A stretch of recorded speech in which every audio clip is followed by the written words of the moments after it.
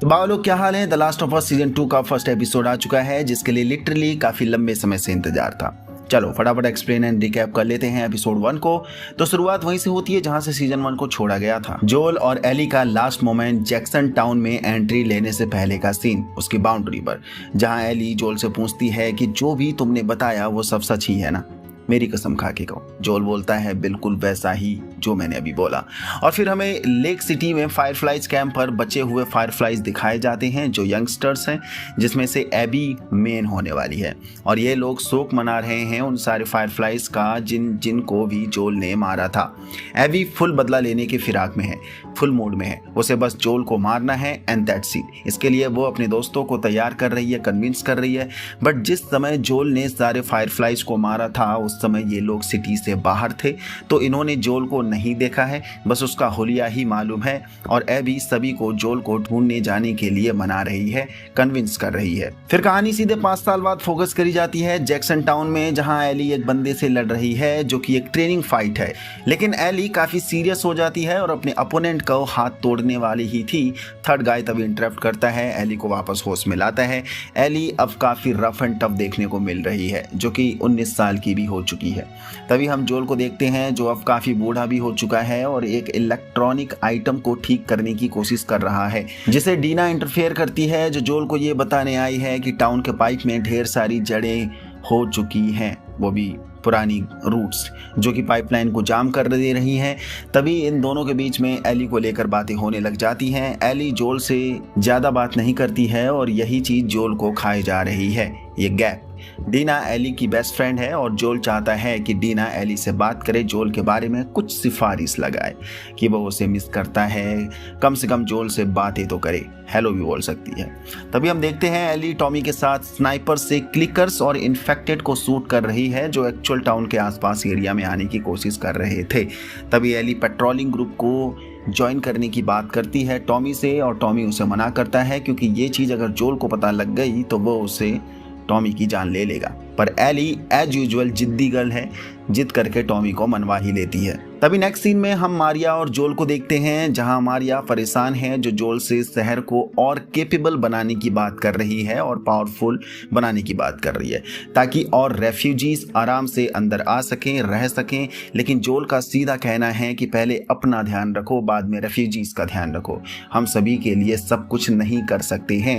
Actually जोल अब काफी सेल्फिश हो चुका है, पहले भी था बट अब काफी हो चुका है। नेक्स्ट सीन में हम जोल को एक साइकाइट्रिस्ट के पास जाते देखते हैं, जहां वो करेंसी के रूप में उस काउंसलर को कुछ पत्तियां देता है पुरानी, और सेशन स्टार्ट होता है जहां काउंसलर जोल को सब कुछ सच बोलता देखना चाहती है।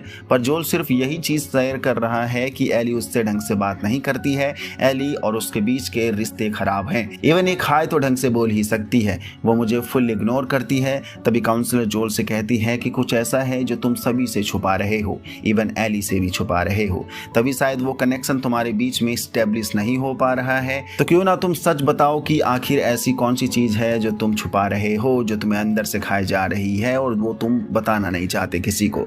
बदले में ये भी बोलती है कि एली 19 साल की है और 19 साल के बच्चे ऐसे ही बिहेव करते हैं, जो कि कुछ नया एक्सपीरियंस नहीं है तुम्हारी लाइफ में, वो सभी पेरेंट्स की लाइफ का एक्सपीरियंस है।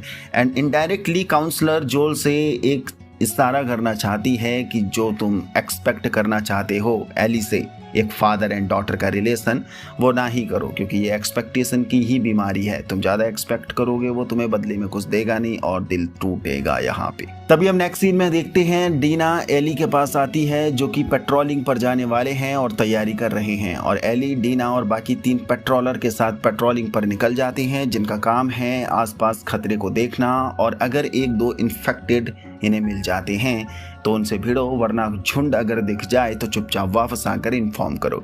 एली को सख्त आदेश है कि अपने कैप्टन के ऑर्डर को सुने और उसे फॉलो भी करे।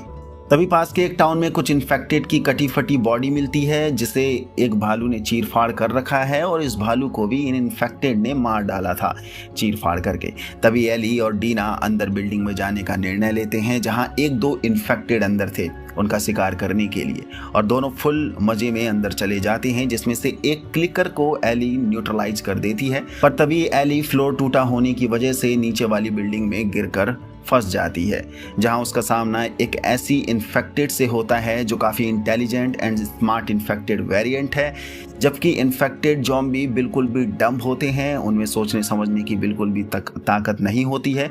पर ये वाला वर्जन काफ़ी स्मार्ट था, सोचना समझ सकता था, लुक लाइक की इवोल्यूटेड वर्जन है इन्फेक्टेड का, जो दबे पांव साइलेंट होकर प्लान करके एली पर पीछे से अटैक करती है और अटैक करने से पहले कई बार उसने एली को चकमा भी दिया था, डोज दिया था। जबकि इन्फेक्टेड ज़ॉम्बी ऐसा नहीं करते हैं, वो बस डम्बैस की तरह अटैक करते हैं हल्ला गुल्ला, लेकिन एली जैसे तैसे इस नए वेरिएंट को मारने में सफल हो पाई और अपने आप को बचा पाई। पर दुख की बात यह है कि इसने एली को पेट में काट लिया था। तभी डीना आ जाती है और ये सब लोग गेट टुगेदर कर वापस टाउन में आ जाते हैं।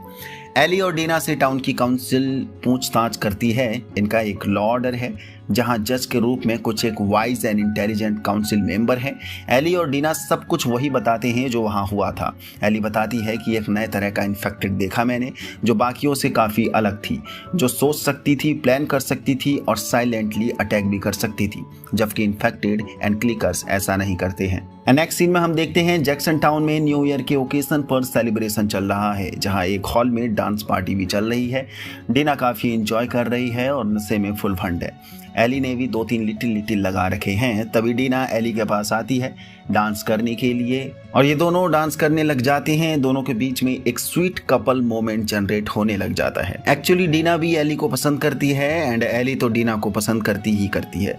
तभी दोनों के बीच में एक स्वीट एंड हॉट किस मोमेंट होता है, जिसे एक बुड्ढे ने इंटरप्ट करके रोक दिया कि ये एक फैमिली फंक्शन ओकेजन है और नास्तिक बोलकर एली और डीना को डांटने की कोशिश करता है।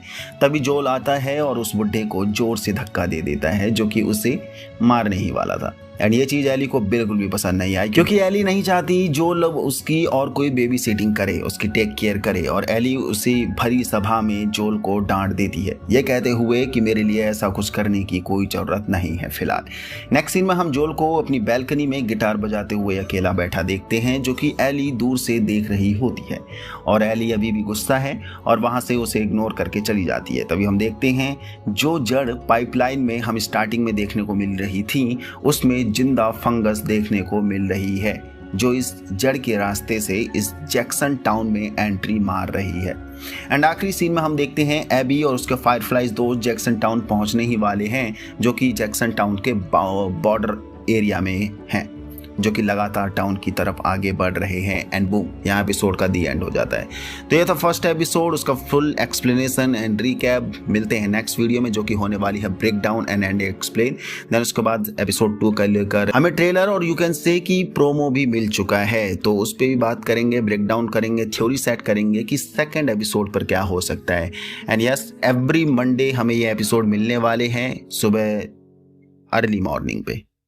बाकी यहाँ तक पहुँच गए तो इसका मतलब वीडियो आपको पसंद है तो लाइक कर दीजिए, नया हो तो चैनल को सब्सक्राइब कर दीजिए। और बाकी जिसने भी सीजन 1 नहीं देखा है और आपके पास ज़्यादा टाइम नहीं है, क्योंकि 9 घंटे की पूरी वेब सीरीज है, तो मैंने उसे बहुत ही अच्छी तरीके से सारे एपिसोड को डिटेल में एक्सप्लेन करके रिकैप करके चैनल पर डाल रखा है। पार्ट 1 एंड पार्ट 2 में आपको मिल जाएगा, ऑल्सो एक ही पार्ट पर भी आपको मिल जाएगा। तो चैनल विजिट करो, the last of us season 1 का फुल रिकैप आपको 2 पार्ट में मिल जाएगा, अगर टाइम की कमी है तो, वरना आप देखो क्योंकि मज़ा बहुत आएगा। जय हिंद।